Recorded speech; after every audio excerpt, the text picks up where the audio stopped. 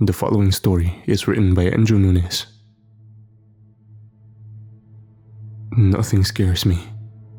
I live for adventure. The unknown, the undiscovered, and the sweet rush of adrenaline that courses through my veins every time I stare smiling into the very face of death and give him the finger. I've hunted grizzly in the Alaskan wilderness, armed with nothing but a bow to give my apex predator prey a fair shot at winning. I've scaled Yosemite's El Capitan mountain, all 3,000 feet of its vertical rock face in just 24 hours, while sleeping in suspended hammocks I hung from the pins I wedged into the rock. I've survived sandstorms in the Sahara and a mid-Atlantic hurricane as I sailed from Newfoundland to Portugal alone in my wind-propelled sailboat. I always travel alone. I refuse Sherpas, guides, or anything else of the like. They ruin the experience, so I pay them to look the other way. I'm also incredibly lucky, not just with near-death close calls, which God knows there's been more than a few, but with life in general. I'm 33 years old, and in the prime of my life. I've never had to work a day of it because I come from a ridiculous amount of wealth. My family owns one of the largest retail chains in North America, and money is no object for us. My father says he and his father before him worked all their lives building an empire so the future descendants of our family wouldn't have to. My ancestors hail from Portugal, and my father says the blood of discovery and conquest runs through our veins. I tend to agree with that, because I suffer from a serious case of wanderlust. If I stay too long in a city with all its creature comforts, modern utilities, and domesticated people, I end up feeling like a caged animal in a concrete zoo. My family's always understood my particular affliction, so they've encouraged and funded every single one of my expeditions, on the sole condition that I document everything on my satellite phone, which connects me to the internet, and is how I'm able to write this to you now. The whole reason I traversed the Atlantic in the first place was to reconnect with my heritage, stopping only on Portugal's offshore land of the Azores along the way to resupply. I wanted to walk the same land that my ancestors did, travel the same waters, and feel the same sense of accomplishment. So I retraced their steps. This mimicry has led me all over the world. And finally, to the Amazon in Portugal's larger former colony, Brazil. It's hard to imagine in our modern era that there remains places left on the planet to be discovered, let alone something as colossal as the Amazon. But here she stands, 5.5 million square kilometers in all her glory, just begging to be explored. To put that into perspective, that's larger than all of the territory controlled by the Roman Empire at its peak. Rome at that time stretched from as far west as the Atlantic coast of the Iberian Peninsula in Europe, and as far east to the sands of Iran in Western Asia. All of that territory, including Roman coastal North Africa, would fit comfortably within the Amazon with over 1 million square kilometers to spare. To this day, there lives dozens, if not hundreds of tribes of indigenous people who remain uncontacted. If I had found one of them, it would have been the highlight of my entire life. Hell, if I would have found some species of frog, I'd have been content, and I don't even much like frogs. So if someone would have told me a week ago that I would be the first to set eyes on a structure in the middle of the jungle that has remained untouched for God knows how long, I'd have been elated. It's been said that more tears have been shed over answered prayers than unanswered ones. When I found it, I was about to cut my exhibition short and make my way back to civilization. I had provisioned for weeks, but by the 4th day, I had already had enough. The Amazon is the most relentless and unforgiving terrain I've ever encountered, which is probably a good reason why it has remained largely unmapped. The air is so thick here with humidity that you cough up the water that accumulates in your lungs throughout the day, as if you're drowning one breath of fresh air at a time.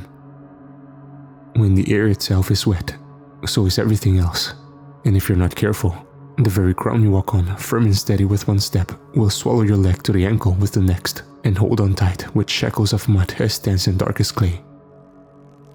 Insects are more of a concern here than anywhere else in the world that I've encountered.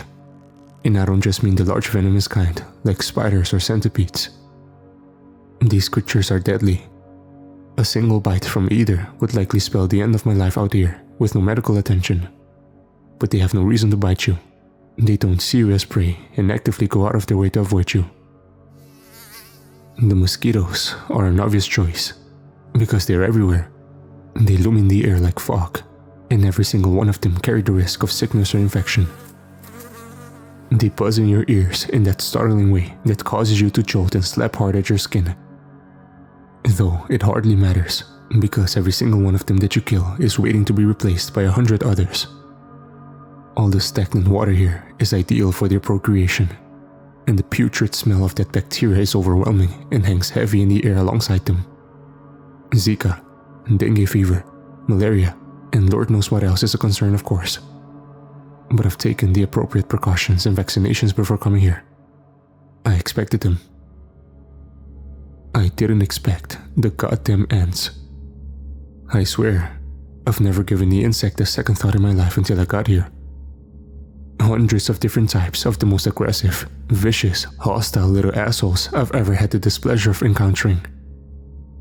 You can hardly stand idle without them swarming the hand that rests on a tree, or them claiming your backpack where you left it on the ground.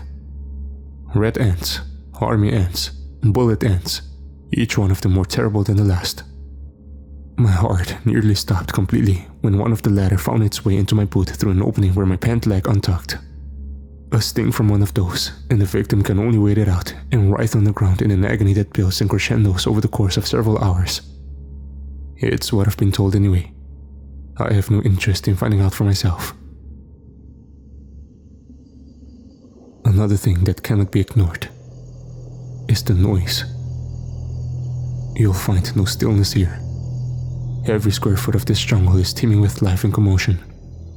The insects buzz near constant, the birds screech at all hours, and the monkeys howl at your presence. I get the same feeling of agitation here as I do in the big city without an ounce of concrete inside. Noise was the final straw that nearly drove me from the rainforest. But it was also noise that kept me from leaving. More specifically, a sound, seemingly out of nowhere, completely out of place, as much felt as it was heard. A comforting, rounded vibrato in the sharp, screeching symphony of the jungle. A deep, pulsating hum that reverberated through the ground, beckoning me to its source. Hypnotic to the extent that I followed without question. I remember cutting through the thick brush and vine to get there. I remember walking with my backpack above my head as I crossed a body of murky water. I remember the hum increasing in intensity. I don't remember it taking a full day to make it there. My watch read midday before I heard the hum. But the sun had already begun to set when I stood before the structure though. I didn't register much at the time. The noise led me to a ravine, and at the base of that ravine stood stone gates. I could hear nothing else over the noise. Less a hum now, and more a roar that drowned out the jungle that increased in intensity with every step I took toward it. The rumble so overwhelming that I was forced to block my ears as I drew nearer. As abruptly as it began, it all at once stopped when I stood directly in front of it. The speed and sudden change in intensity caused me to lose my balance for a moment, and with its silence, the familiar sounds of the Amazon were once again audible when I removed my hands from where they rested over my ears. Birds, breeze, running water, all of it. I observed my discovery in awe. Massive twin slabs of stone standing side by side almost seamlessly and held up by enormous primitive hinges, locked only by a massive wooden lock resting horizontally on iron brackets, creating a door bolt. I whispered something inaudible even to myself and looked around me. The walls on either side and behind the doors ran incredibly high, and the tree roots and vines that grew dense out of them blocked out most of the setting sun. A small creek ran between my feet, and I followed its streams with my eyes to where it ran under the small gap beneath the stone. thinking that the water must feed into an underground cave, blocked only by the gate. The gate. Watermarks and algae covered its base, formed by the rising and falling levels of the creek throughout the year. Letting my eyes travel all the way to the top, I noticed something that I hadn't before. Words. 6 of them, 3 carved into each stone slab. Abandone toda esperanza que me entrar aquí. My Portuguese was rusty, but I instantly recognized it as a warning. I felt a tug at the corners of my mouth, and before I knew it, I was laughing hysterically. I threw my head back and let out a thunderous cry of triumph. I had discovered something. If the conquistadores of the old world thought it was necessary to build a structure like this out in the middle of nowhere to discourage entry, then whatever lie behind it will surely land me on the cover of National Geographic. I lifted one end of the massive lock with all my strength and allowed it to crash at my feet. Then made my way to the opposite end to repeat the process. I dragged the lock as far away from the stone as I could.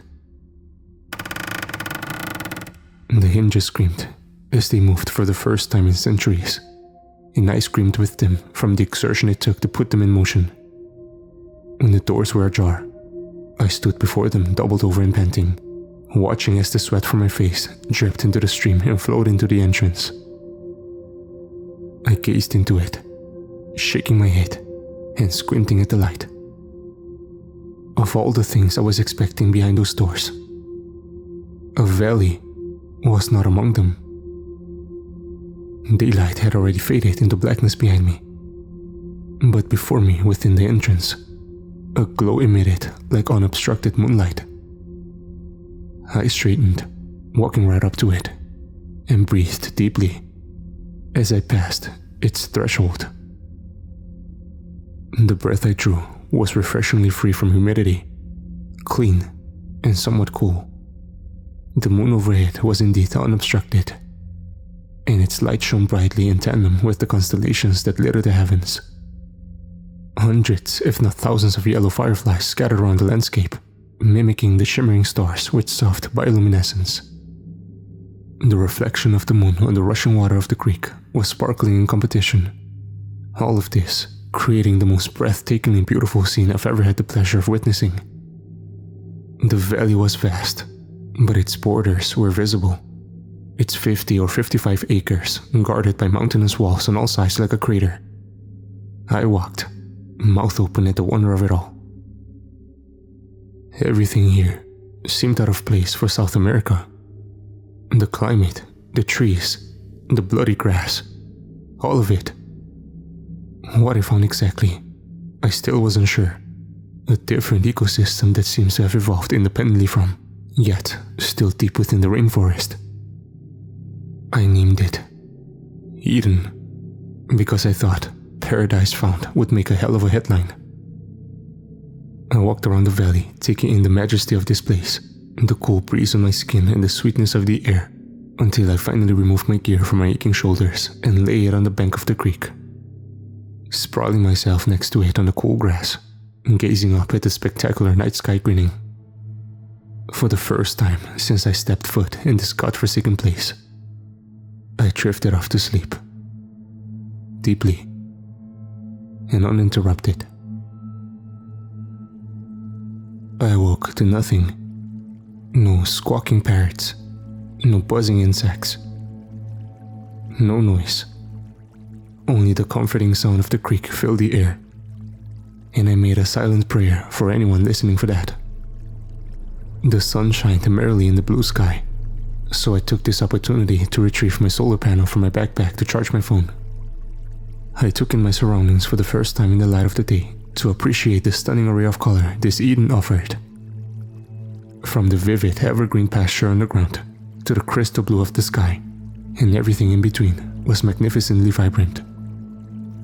It felt safe here. I began documenting my discovery, jotting down my findings in the leather journal I packed and snapped pictures for reference. I don't know when exactly, That feeling of security began to wane throughout the morning. But I do remember, it was the sound of my breathing that alerted me to the fact that I could hear nothing else. No birds or insects still, but even the creek was now silent. The hair on the back of my neck stood at the realization that a pin drop could be heard should one fall anywhere in this valley. I dropped my gear and made my way to the outer walls where the gate stood, scaling the hill that stood between us. I was at the peak when I was able to see past the cliffs of the walls above me, my eyes shifting from the crystal blue of the sky above me to the deep blackness that began to swallow it whole from the peripherals. I rubbed my eyes at this, but it didn't seem to help. Above me in a large circle was the sky as I'd always known it, but in a larger ring around it was blackness. I saw blackness, but it hardly does it justice. Night is black, but night is something. What surrounded the sky was more than black. It was nothing. I looked back at the bank of the creek where I spent the night and realized why I could no longer hear water, because there was none of it left to speak of. The very ground it ran over was left cracked and dry. A new color was introduced to the palette of the valley. Brown. The plant life, so vibrant and alive just this morning, began to wilt and dry before my very eyes, as if they were plagued by drought. Confusion set in as my eyes scanned the walls for the gate, and panic took its place when they found it closed. I bolted toward it, whispering no under my breath repeatedly, and began screaming at it as I pushed it with all of my might against the slabs that refused to give an inch. I paced as my mind ran through my options. If I couldn't go through the gate, I could at least scale the walls. These were nothing in comparison to El Capitan. I ran back to where I dropped my gear and pulled out what I need for the ascent. By the time I made it back, it was too late. The blackness that consumed the sky above me now consumed the walls before me, taking the gate with it.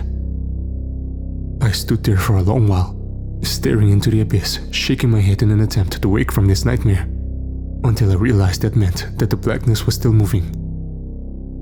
I made a line in the dirt with my foot to confirm it, and watched in horror as inch by inch it was swallowed up by the shadows.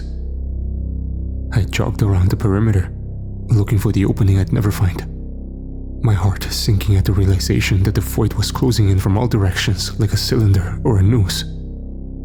All I could do was retreat toward the center as it stalked forward. Confusion, panic, frustration, and anticipation flooded through me like adrenaline until I was almost quite literally pulling out my hair. Minutes grew into hours, and I howled into the abyss in defiance, but it offered no echo as reply. The rocks I hurled at it were swallowed whole with no sign or sound of them landing. No way under. No way over. No way out. I made my way back to my gear and sat beside it, head in hands. Powerlessness, a completely foreign concept to me. The grass beneath me cracked like dry leaves under my weight as I opened my pack to retrieve my canteen. My camera fell out from where it was nestled within it, illuminating the rear LCD screen in the tumble. The image of the last picture I took filled its display, and I felt my brow furrow as I leaned over to pick it up. I struggled to comprehend what it was I was seeing. In the place of the lush green forestry I had been photographing was a photo of smoke. I hit the left keypad to scroll back through my other shots, and the next dozen or so were much of the same. I checked the timestamps to make sure these were in fact the same photos I had taken earlier to confirm. Embers were introduced as I continued to scroll, and slowly they grew stronger into flame with every click of the button, my heart pounding in my throat, until abruptly the screen went from inferno to black. Another hit of the button, and yet another black screen. I checked the numbering at the top right, and it read 600 of 757.